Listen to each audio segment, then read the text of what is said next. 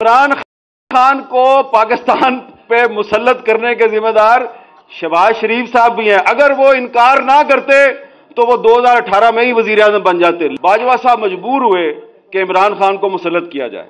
हर कोई U turn लेता है। आप कहते हैं सिर्फ इमरान खान यू टर्न लेता है, मैं कहता हूं कि आप सारे यू टर्न लेते हैं, लेकिन वो तो बहुत ही ज्यादा लेता है, कभी कभी आप भी ले लेते हैं। सबसे पहले हमें सच बोलना पड़ेगा। सच सिर्फ इमरान खान के बारे में नहीं बोलना। ना मुस्लिम लीग नून में जमहूरियत है, ना पीपल्स पार्टी में जमहूरियत है, ना तहरीक इंसाफ में जमहूरियत है। साद रफीक साहब, मैंने आपको 3 नाम बता दिए, कमर जावेद बाजवा साहब, नवीद मुख्तार साहब, जनरल फैज साहब। कि खुश ना हो आप, ये कोई अच्छी चीज नहीं है। ये सब की आएंगी, एक की नहीं आएगी, ये सब की आएंगी। इस हमाम में सारे ही नंगे हैं। ख्वाजा मोहम्मद रफीक साहब की बरसी पे अगर आपने सच बोलना है तो सच ये है कि आज पाकिस्तान में जमहूरियत इसलिए कमजोर है कि आपने पाकिस्तान के जमहूरी इदारों को और पाकिस्तान की सियासत को जागीरदारों और सरमायादारों की लौंडी बना दिया है। और कायदे आज़म मोहम्मद अली जिन्ना, जिन्होंने पाकिस्तान बनाया, ना सरमायादार थे ना जागीरदार थे। अल्लामा इकबाल, जिन्होंने पाकिस्तान का तस्वुर पेश किया, ना सरमायादार थे ना जागीरदार थे। तो ये एक लोअर मिडिल क्लास और मिडिल क्लास की लीडरशिप जो है उसने पाकिस्तान बना के दिया और पाकिस्तान पे कब्जा कर लिया जागीरदारों ने, सरमायादारों ने और फौजी डिक्टेटरों ने। तो ये जो फौजी डिक्टेटर होता है, ये जब भी जमहूरियत का तख्ता उलटता है तो इसको जो सबसे पहले जो इसको इत्तेहादी मिलता है वो बड़े बड़े जागीरदार होते हैं और बड़े बड़े सरमायादार होते हैं। तो इसलिए फिर यू टर्न आ जाता है पाकिस्तान की सियासत में। हर कोई यू टर्न लेता है। आप कहते हैं सिर्फ इमरान खान यू टर्न लेता है, मैं कहता हूं कि आप सारे यू टर्न लेते हैं, लेकिन वो तो बहुत ही ज्यादा लेता है, कभी कभी आप भी ले लेते हैं। ठीक है ना। और अब मैं यू टर्न की उसकी बहस में नहीं जाऊंगा कि आपने कितने लिए और उसने कितने लिए, लेकिन जो आपने ख्वाजा साहब बात की उसके बारे में, वो बात आपने बड़ी दुरुस्त की। वो मुझे इसलिए पता है कि अगर आप बुरा ना मनाए तो मैं ये भी बता दूं, ये ख्वाजा साद रफीक साहब इमरान खान को बड़ी अच्छी तरह जानते हैं।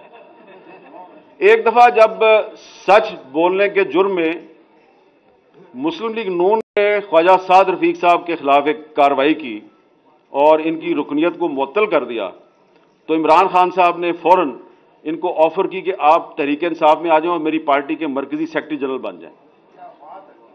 लेकिन ख्वाजा साद रफीक साहब ने इन्होंने अपनी मखसूस मुस्कुराहट के साथ इनकार कर दिया।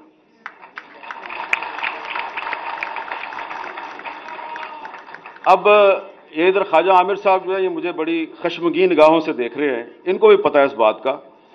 तो अब तो साद रफीक साहब शुक्र अदा करते होंगे कि इतनी ऑडियो वीडियो आ रही हैं, शुक्र है यार मैं नहीं गया।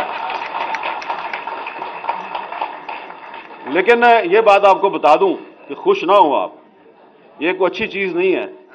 ये सब की आएंगी, एक की नहीं आएगी, ये सब की आएंगी। इस हमाम में सारे ही नंगे हैं। कोई जागीरदार, सरमायादार, ये क्लास ही ऐसी है। ये क्लास जो है ना, ये आप लोगों को समझ नहीं आएगी। आपका ताल्लुक उस क्लास से नहीं है, आप इस क्लास के कल्चर को नहीं समझते। एक और भी यहां पे बार बार बात हो रही है, सरदार याद सादिक साहब ने भी कहा कि उनके सीने में बड़े राज हैं। ये बार बार आप लोग कहते हैं जी इमरान खान को लाया गया और जो इमरान खान को लाया उसने पाकिस्तान के साथ बड़ी ज्यादती की। बिल्कुल ज्यादती की, लेकिन कभी आपने सोचा है कि इमरान खान को क्यों लाया गया है? जी ज़हीम कादरी साहब बड़ी जोर दी सिर लाया तुसी। इमरान खान को क्यों लाया गया? अब मैं आपके सामने एक सच्चाई जिसकी कोई तरदीद नहीं कर सकता वो मैं लेके आता हूं आपके सामने।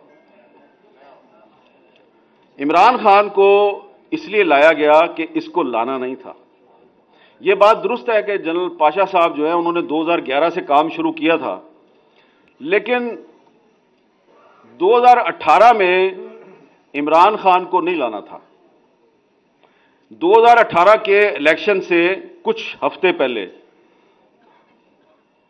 एक मीटिंग थी। उस मीटिंग में थे जनरल कमर जावेद बाजवा साहब, उस वक्त के DGISI जनरल नवीद मुख्तार साहब और उस वक्त के DGC जनरल फैज साहब। और उस मीटिंग में बुलाया गया, पता है किसको? शहबाज शरीफ साहब को। और शहबाज शरीफ साहब को बुला के ये कहा गया जी, पूछा गया, ये बताएं जी कि अगर आप मुल्क के वजीर आज़म बन जाएं तो आपकी कैबिनेट में कौन कौन होगा?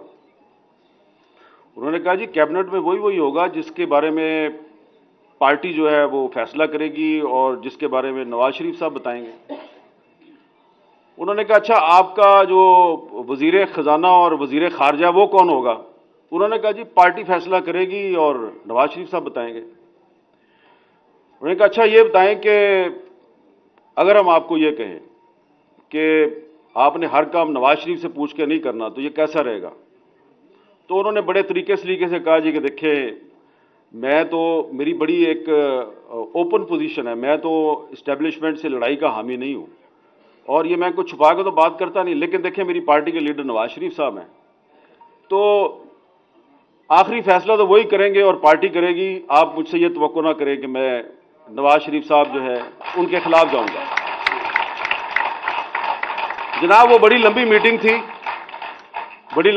थी और मीटिंग का अख्ताम जो है वो ये हुआ कि शहबाज शरीफ साहब ने उनको कह दिया जी कि अगर आप ये समझते हैं कि आप मुझे वजीर आज़म बनाएंगे और वजीर आज़म बनने के लिए मैं अपने भाई का साथ छोड़ दूंगा, तो ये मैं आपके साथ झूठ नहीं बोलूंगा, मैंने ऐसा नहीं करना।